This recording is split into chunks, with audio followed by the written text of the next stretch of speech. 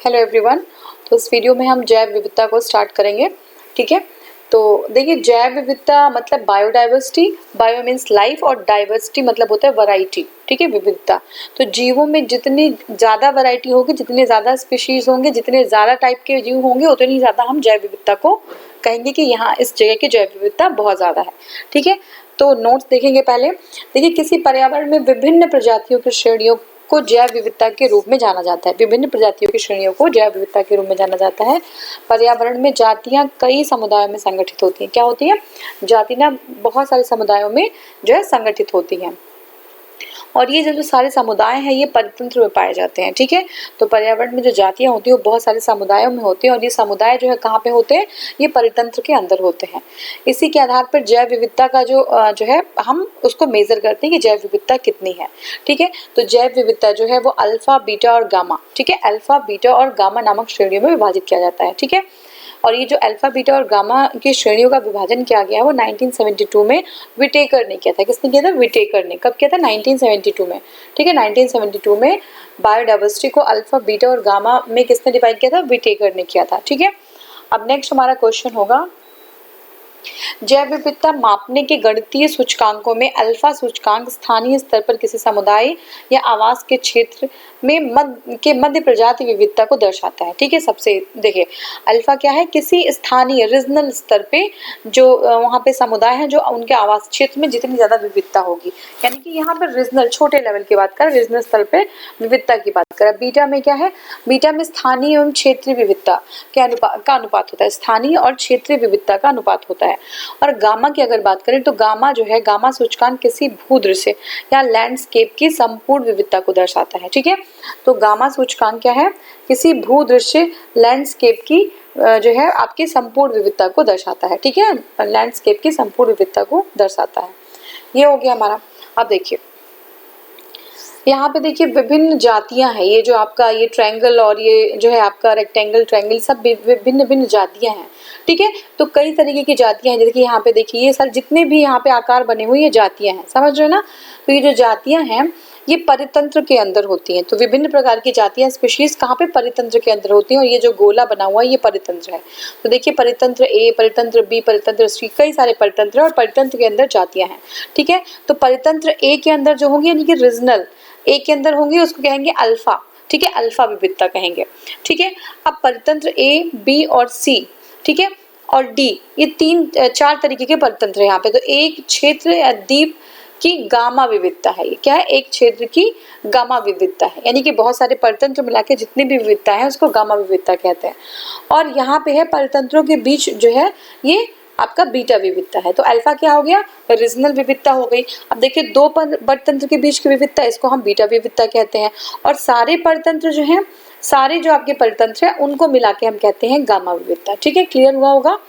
अब देखिए नेक्स्ट हमारा किसी पारिस्थितिक तंत्र में जो विद्यमान जो सजीव प्राणी हैं, चाहे जीव जंतु कोई भी हो गए जो सजीव हैं, उनकी विविधता ही जैव विविधता कहते हैं। तो यानी कि किसी पारिस्थितिक तंत्र में, किसी भी इकोसिस्टम में जो हमारा जो सजीव प्राणी है उनकी ही विविधता को जैव विविधता कहते हैं। ठीक है, अब देखिए जैव विविधता को अंग्रेजी का जो शब्द है बायोलॉजिकल डाइवर्सिटी के रूप में पहली बार जो है रेमंड एम दासमैन, बहुत ही इंपॉर्टेंट है, रेमंड और एफ दासमैन। कौन? रेमंड और एफ दासमैन फर्स्ट टाइम। ठीक है, बायोडाइवर्सिटी को रेमंड और दासमैन ने 1986 में अपनी पुस्तक a different kind of country, ठीक है, कौन सी पुस्तक का क्या नाम था? Different kind of country. याद रखिएगा, रेमंड एंड दासमैन ने कब ये जो हमारी बायोलॉजिकल डाइवर्सिटी उन्होंने अपनी बुक में 1968 में डिफरेंट काइंड ऑफ कंट्री में दिया था। बाद में अगर हम देखें जैव विविधता का जो शब्द है बायोलॉजिकल डाइवर्सिटी से जो है आप उसको चेंज होके वो बायोडाइवर्सिटी हो गया। बायोलॉजिकल डाइवर्सिटी, बायोडाइवर्सिटी दोनों ही एक चीज़ है। अगर हम बोले कि बायोलॉजिकल डाइवर्सिटी किसने दिया था, तो ये आपके रेमंड और दासमैन ने। ठीक है, और रेमंड एफ दासमैन। ठीक है, रेमंड और नहीं है, रेमंड एफ दासमैन का नाम है, रेमंड एफ दासमैन। और बायोलॉजिकल डाइवर्सिटी जो है या बायोडाइवर्सिटी, ठीक है, बायोलॉजिकल डाइवर्सिटी रेमंड एफ दासमैन, और बायोडाइवर्सिटी जो है डब्ल्यू.जी. रोसेन। ठीक है, डब्ल्यू.जी. रोसेन ने दिया था। बायोडाइवर्सिटी किसने? डब्ल्यू.जी. रोसेन ने दिया था। ठीक है, तो ये हमारा हो गया। देखिए जैव विविधता का सबसे महत्वपूर्ण पहलू जो है पारिस्थितिक तंत्र का निर्वहन है। ठीक है, क्या है? जैव विविधता का सबसे महत्वपूर्ण जो पहलू है वो पारिस्थितिक तंत्र का निर्वहन है। ठीक है, पारिस्थितिकी तंत्र का निर्वहन है। यह कार्य विभिन्न स्तरों पर किया जाता है। ठीक है, तो ये जो पारिस्थितिक तंत्र का निर्वहन है ये विभिन्न भिन्न स्तरों पर ये कार्य किया जाता है। जैव विविधता विभिन्न स्तरों या आनुवांशिक जाति, समुदाय व परितंत्र के स्तर पर भिन्न प्रकार के कार्य पारिस्थितिक तंत्र का निर्वहन करते हैं। ठीक है, तो देखते हैं। देखिए हमारा जो अब यहाँ पे देखिए जैव विविधता के स्तर को बताता है। तो जैव विविधता दो, एक तो जाति विविधता होती है और एक समुदाय ये वह परितंत्र विविधता। एक तो जाति विविधता यानी कि स्पीसीज का जो एक ही पर्टिकुलर प्रजाति की कितनी सारी स्पीसीज हैं। ठीक है, विभिन्न जातियों के बीच की विविधता ये हमारी जैव विविधता होगी, विभिन्न भिन्न जातियों के बीच की विविधता। ठीक है, और जो समुदाय व परितंत्र विविधता वो क्या है? एक ही क्षेत्र में पाई जाने वाली विभिन्न जो है विविधताएं। ठीक है, एक ही क्षेत्र में पाई जाने वाली विभिन्न विविधताएं, ये जो हमारी समुदाय या परितंत्र विविधता है। लेकिन जाति विविधता क्या है? बहुत सारे डिफरेंट जातियों के बीच की विविधता। और समुदाय व परितंत्र विविधता क्या है कि एक ही क्षेत्र में बहुत सारे स्पीसीज, ठीक है, बहुत सारे स्पीसीज पाए जा रहे हैं, उनकी विविधता। ठीक है, अब देखिए आनुवांशिक विविधता क्या होता है? जीन की विविधता। ठीक है, जीन जेनेटिक भी डाइवर्सिटी होती है ना, जीन एक तरीके के तो होते नहीं है, इसलिए हर कोई अलग अलग तरीके का होता है ना।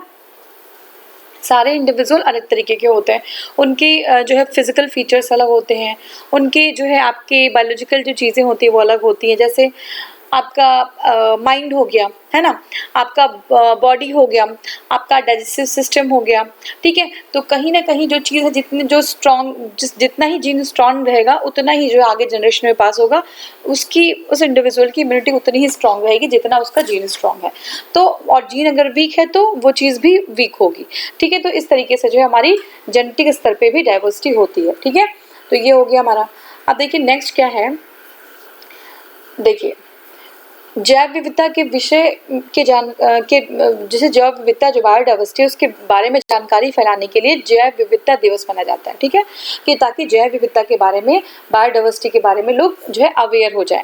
और जैव विविधता दशक भी मनाने का आयोजन किया जाता है।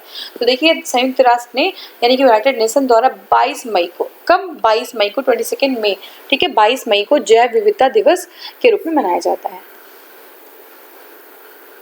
और अगर हम विश्व के और कई देश जो हैं वो 29 दिसंबर को जैव विविधता दिवस मनाते हैं। तो 22 मई को यूएन बनाता है ना, यूनाइटेड नेशंस का जो ऑर्गेनाइजेशन है वो बनाता है, और 29 दिसंबर को और बहुत सारी जो है कंट्रीज जैव विविधता दिवस मनाती हैं। 29 दिसंबर 1993 में जैव विविधता अभिसमय प्रभावी हुआ था। ठीक है, तो जैव विविधता जो अभिसमय है वो 1993 में प्रभावी होता है। तो इसलिए बहुत सारी जो कंट्रीज़ हैं वो जो है बायोडाइवर्सिटी 29 दिसंबर 1993 को भी सेलिब्रेट करती हैं। ठीक है, अब देखिए संयुक्त राष्ट्र संघ ने दिसंबर 2010 में जो प्रस्ताव संख्या है 65/1/61 के माध्यम से 2011 से 2020 को क्या घोषित किया? United Nations decade of biodiversity. ठीक है, United Nations decade of biodiversity ये किसने घोषित किया था? ये संयुक्त राष्ट्र संघ ने किया था। ठीक है, इंटरनेशनल आपका Nations international United Nations decade of biodiversity. ठीक है, अब देखिए भारत का प्रथम national water for marine biodiversity. ठीक है, भारत का first water centre, national centre for marine biodiversity, ये गुजरात के जामनगर में। एग्जाम में आ सकता है कि आपका national centre for marine biodiversity कहाँ पे है? तो ये गुजरात के जामनगर में है। इस जो ये सेंटर है जो हमारा, कौन सा centre? National centre for marine biodiversity. इसका एम क्या है? इसका एम है समुद्र तटीय क्षेत्र है उसमें जैव विविधता की सुरक्षा करना। ठीक है, समुद्र तटीय क्षेत्र में बायोडाइवर्सिटी को कंजर्व करना, उसकी सुरक्षा करना।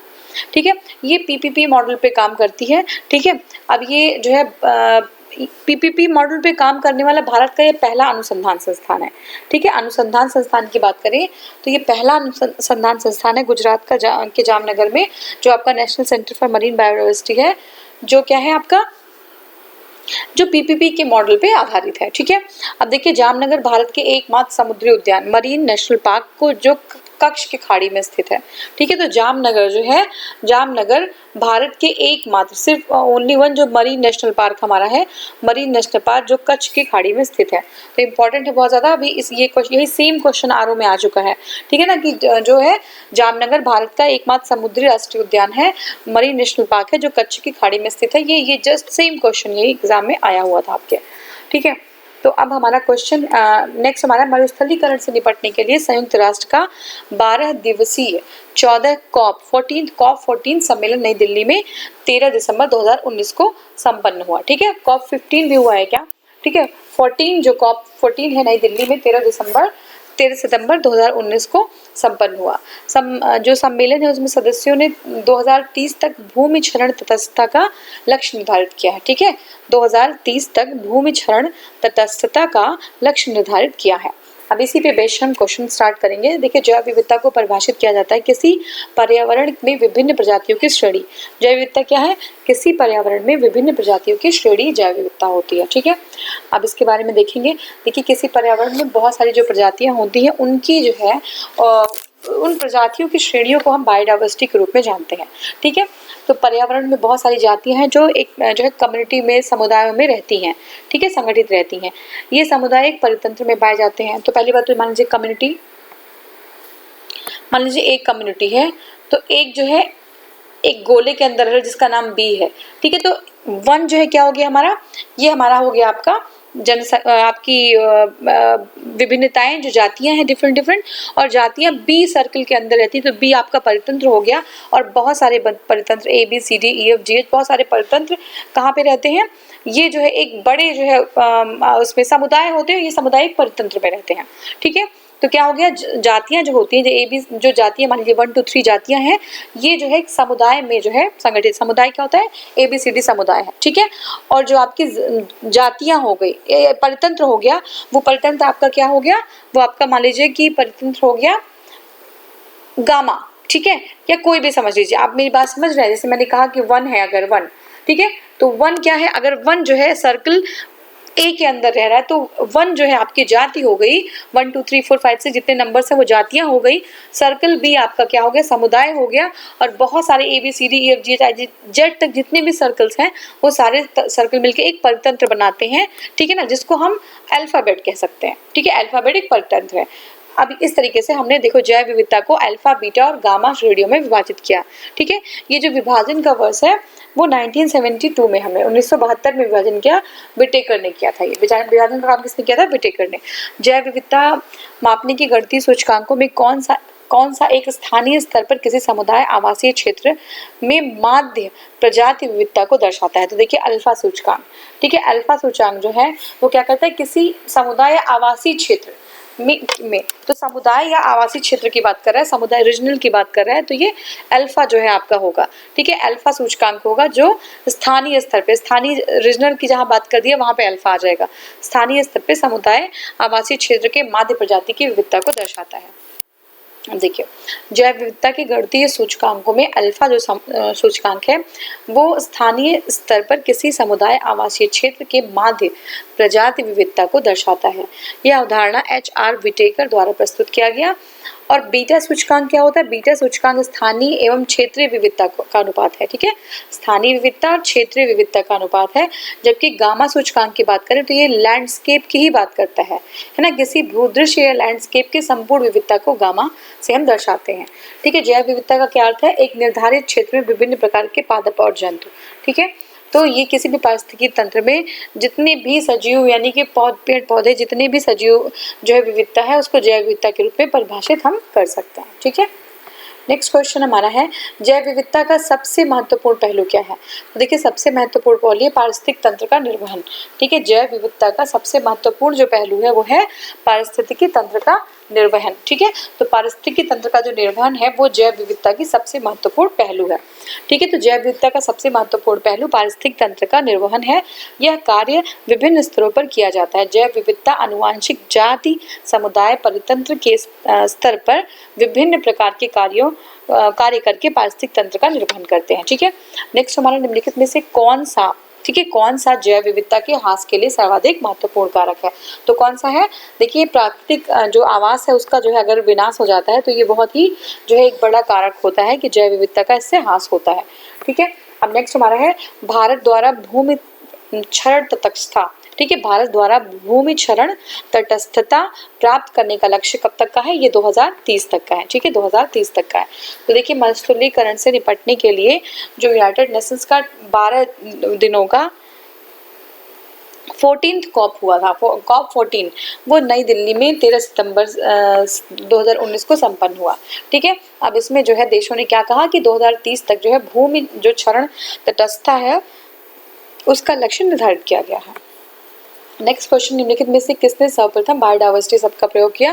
तो देखिए, एक बायोलॉजिकल डाइवर्सिटी होती है और एक बायोडाइवर्सिटी। तो बायोडाइवर्सिटी अगर आता है तो आपका आंसर होगा वॉल्टर जी रोसेन। ठीक है, वॉल्टर जी रोसेन। तो आपका वॉल्टर जी रोसेन जो है वो बायोडाइवर्सिटी को पहली बार उन्होंने दिया था। ठीक है, तो प्रारंभ में जैव विविधता शब्द को अंग्रेजी भाषा बायोलॉजिकल डाइवर्सिटी के रूप में रेमंड एवं दासमैन ने 1968 में अपनी book a different kind of country में दिया था। बाद में जैव विविधता का जो शब्द है अंग्रेजी शब्द बायोलॉजिकल डाइवर्सिटी के रूप में इसको बायोडाइवर्सिटी के रूप में परिवर्तित कर दिया गया और इसको दिया जो है WG रोसेन ने। तो बायोडाइवर्सिटी WG रोसेन ने दिया था। ठीक है, बायोडाइवर्सिटी WG रोसेन ने और बायोलॉजिकल डाइवर्सिटी जो है वो 1968 में रेमंड एवं दासमैन ने दिया था। ठीक है, अब नेक्स्ट हमारा क्वेश्चन है जैव विविधता शब्द की रचना किसने की? तो जो जैव विविधता शब्द है उसकी रचना जो है वॉल्टर जी रोसेन ने। ठीक है, जैव विविधता बायोडाइवर्सिटी वॉल्टर जी रोसेन ने। ठीक है, बायोडाइवर्सिटी वॉल्टर जी रोसेन ने की। ठीक है, यहाँ पे देखते हैं हम लोग, ये देखिए सेम क्वेश्चन था। देखिए यहाँ पे है कि जो रेमंड एफ दासमैन उन्होंने 1968 में अपनी पुस्तक डिफरेंट काइंड ऑफ कंट्री में जो है बायोलॉजिकल डाइवर्सिटी जो है दिया था, लेकिन WG रोसेन जो है उन्होंने जैव विविधता बायोडाइवर्सिटी का कॉन्सेप्ट दिया। ठीक है, WG रोसेन। नेक्स्ट हमारा है संयुक्त राष्ट्र संघ ने निम्नलिखित में से किसे 2011 और 11 से 20 के लिए विनिर्दिष्ट किया? तो जैव विविधता दशक जो है 2011 से 20 तक को जैव विविधता दशक कहा। ठीक है, अब हाँ, अच्छा ठीक है, नेक्स्ट क्वेश्चन हमारा है संयुक्त राष्ट्र संघ ने जो है दशक 2011 से 2020 को क्या घोषित किया गया? जैव विविधता दशक घोषित किया है। नेक्स्ट हमारा है भारत का प्रथम national centre for marine biodiversity किस शहर में है? तो ये जामनगर में है। जामनगर में है आपका, कहाँ पे है? जामनगर में। सेम क्वेश्चन आर में आ चुका है। भारत का प्रथम national centre for marine biodiversity Gujarat के जामनगर में स्थित है। ये जो केंद्र है इसका उद्देश्य क्या है? समुद्र तटीय क्षेत्रों में स्थित जैव विविधता की सुरक्षा करना। यह सार्वजनिक जो PPP मॉडल की भागीदारी से गठित होने वाला भारत का पहला अनुसंधान संस्थान है। जामनगर भारत के एकमात्र राष्ट्रीय जो हमारा मरीन नेशनल पार्क है जो कच्छ की खाड़ी के निकट स्थित है। ये जो हमारा है जामनगर एकमात्र समुद्री राष्ट्रीय उद्यान है, मरीन नेशनल पार्क है। ठीक है, तो ये हो गया हमारा। नेक्स्ट हमारा यहाँ पे ये खत्म होता है, ये कंप्लीट किया हमने। और नेक्स्ट हमारा जो टॉपिक होगा जैव विविधता प्रवणता। ठीक है, जैव विविधता प्रवणता। तो ये हम नेक्स्ट वाले वीडियो में कवर करेंगे। Thank you so much for watching. Thank you.